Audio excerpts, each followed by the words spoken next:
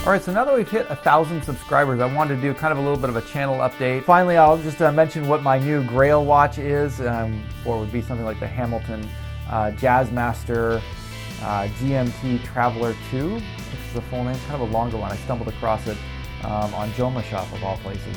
And yeah, so almost exactly 2 years ago, I hit 1,000 subscribers on the channel, and now we're up over 30,000, so it's been quite a ride. But when I hit 1,000 subscribers, I released a video saying I found my new grail watch, and it was a watch that I thought was super cool, had all the features that I could want out of a watch, and I couldn't afford it, never bought it, and I was looking at it on JomaShop at the time. It sold out. So I didn't think I was ever going to get to pick it up, but recently I checked on JomaShop. They had one back in stock. JomaShop has been kind enough to sponsor some of these videos by giving me a discount. So if you saw the paid promotions flag, that's because I got a discount on these watches. I still paid for most of the watch myself, but thanks to them for providing the discount. So if you are interested in either of the watches I'm about to unbox, I'll leave links to JomaShop down below. You can check them out. And both of these watches are watches that are gray market. I believe they're both discontinued. One's a TIssot, one's a Hamilton. So I think these are two incredible examples of the kinds of deals that you can find if you go gray market. And JomaShop is always, even without them giving me the discount, they were my go-to place for it. So the fact that they're now giving me discounts and I can recommend them to you, even better. Anyways, let's open them up and check them out. All right, TIssot and Hamilton. Now the Hamilton's one I've been waiting on for a long time. Gonna get to that one. We'll start with the TIssot. This is my first TIssot, and this is one that I saw on JomaShop when I was surfing around. It just looked like a really incredible value for like a good everyday watch, so that's why I picked it up. And this is the TIssot Quickster. So this is, they have a chronograph version of this, which I think is more popular, and this is really cool. So it looks like they're giving you 2 additional NATO straps. So that's some nice extras. I was not expecting that in the box. Looks like it's kind of a green one and a dark gray one to go with this 2-colored one. So this is a 3-handed watch with date. It has 200 meters of water resistance and a sapphire crystal.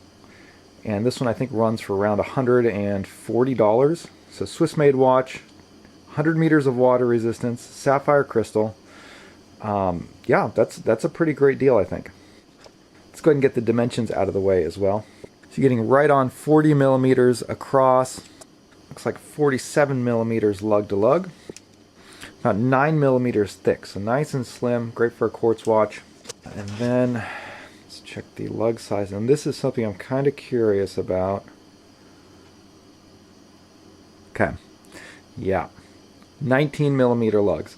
So I was checking out this one online, and different sites were listing it as different lug lengths, so I wasn't sure what it was going to be. JomaShop had this listed at 20 millimeters, which is what I obviously hoped it would have been. 19 millimeters is going to be a bummer for a lot of people.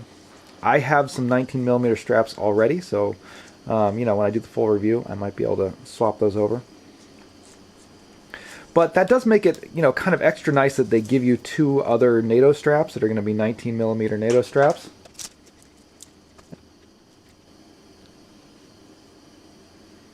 Yeah, it's not a bad NATO strap. Branded TIssot clasp, so that's cool. Nice to give you a couple of different color options. But yeah, 20 millimeter straps would have been really nice.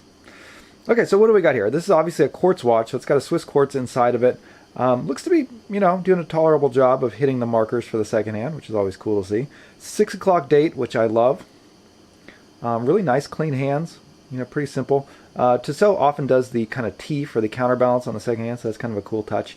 And then it's got this sort of aluminum bezel, thin bezel with 60-minute markers around it. This is a fixed bezel. Kind of would have been cool if it was rotating. Give you a little bit of extra functionality there. But this one is purely going to be for aiding in reading the minutes or seconds on the watch. Helping that. So yeah, it will help with legibility a little bit. But I feel for like 130 bucks, I feel like this makes a great little field watch. You get 100 meters of water resistance, sapphire crystal, nice slim watch that's going to do great with NATO straps. And yeah, great for taking out to go hiking, just walking around town, whatever. And when I do the full review of this, I might try some 20mm straps to see if you can squeeze it on. Usually with 19mm lugs, it's not too hard to squeeze a 20mm leather strap on here. So that can be an option if needed.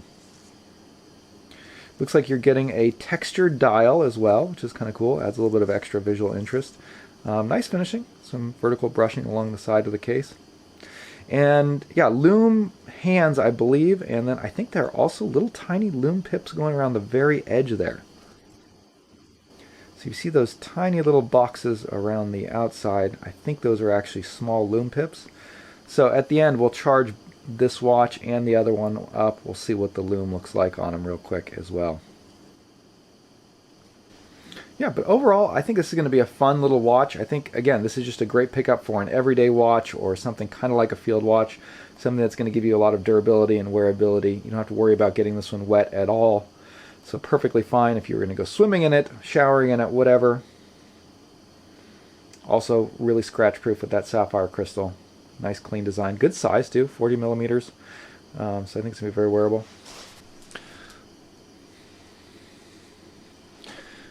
Quick shot of it on my 7.5-inch wrist, and it's very comfortable. You know, on a NATO strap, something this thin, the extra height from the NATO strap's not going to be much of a problem.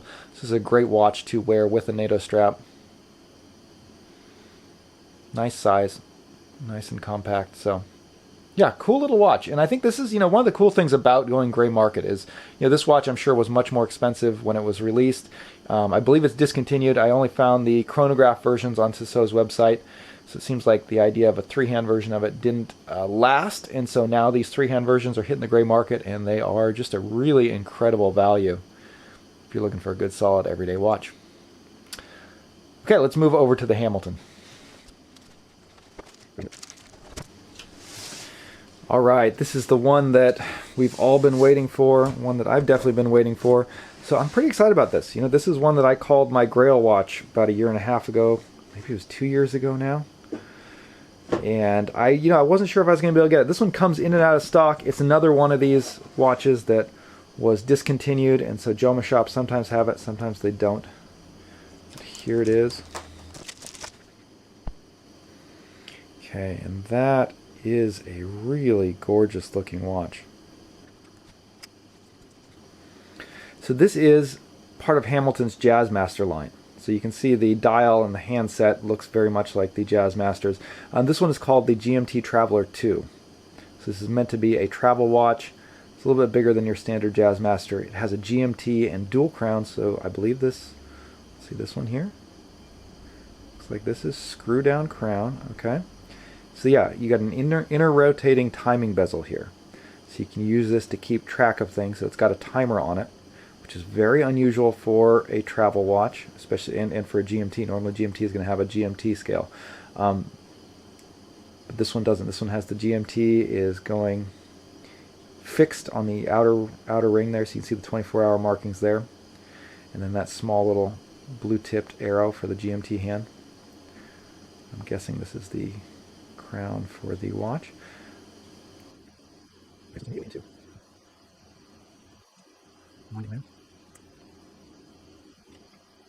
Okay, so we got hand winding here.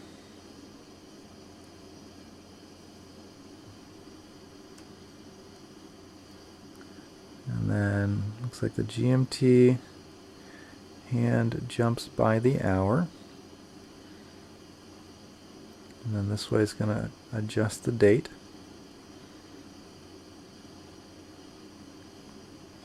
And we go one more out for the time.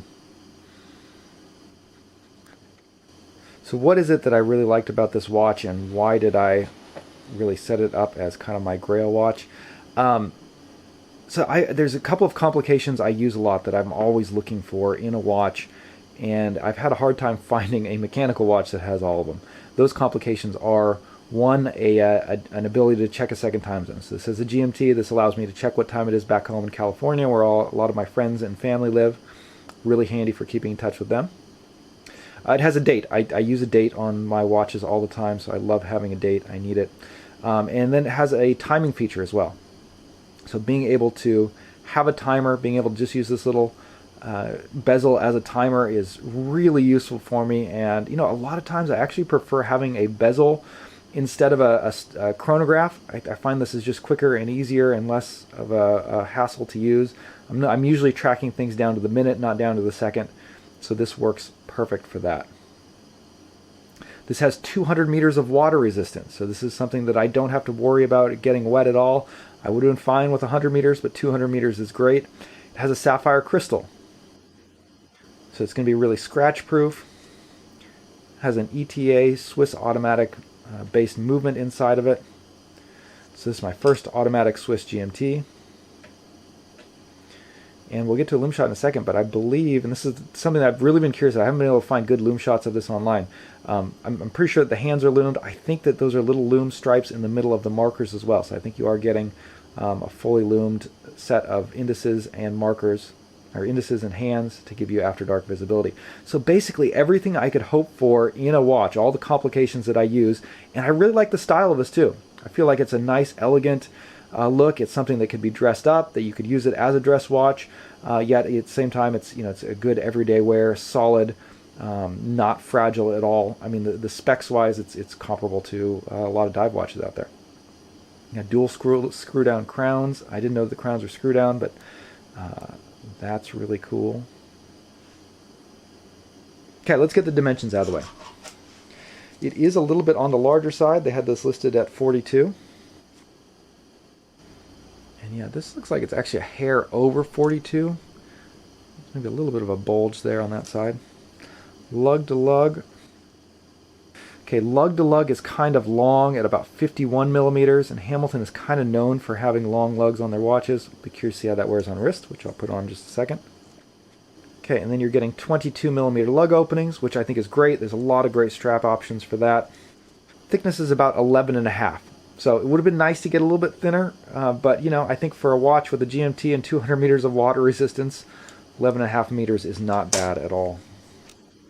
Take a look at that case back. You see the 20 bar water resistance stamped on there. You can see a great look at that Swiss GMT movement. Sapphire crystal. And this band is really cool. This is an ostrich leather band. So I believe the top is actual genuine ostrich leather, and then the bottom is probably calf leather. Feels really soft. Yeah, kind of an interesting look to that band. Really beautiful leather there. So I've never had an ostrich leather band, so I'm curious to see how that wears as well. Let's get a quick wrist shot and see how it looks. Okay, there it is on my 7.5-inch wrist, and yeah, it's a pretty good size, but I think I can definitely pull it off.